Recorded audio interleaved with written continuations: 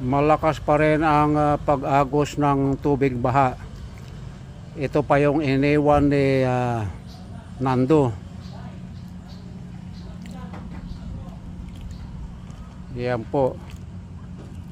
Pati yung bawat bahay dito sa lugar na ito ay baha, lubog sa tubig. At katulad na dati, nasabi ko, papuntang bukid. Buti na lang itong bahay namin elevated, kaya hindi binaha.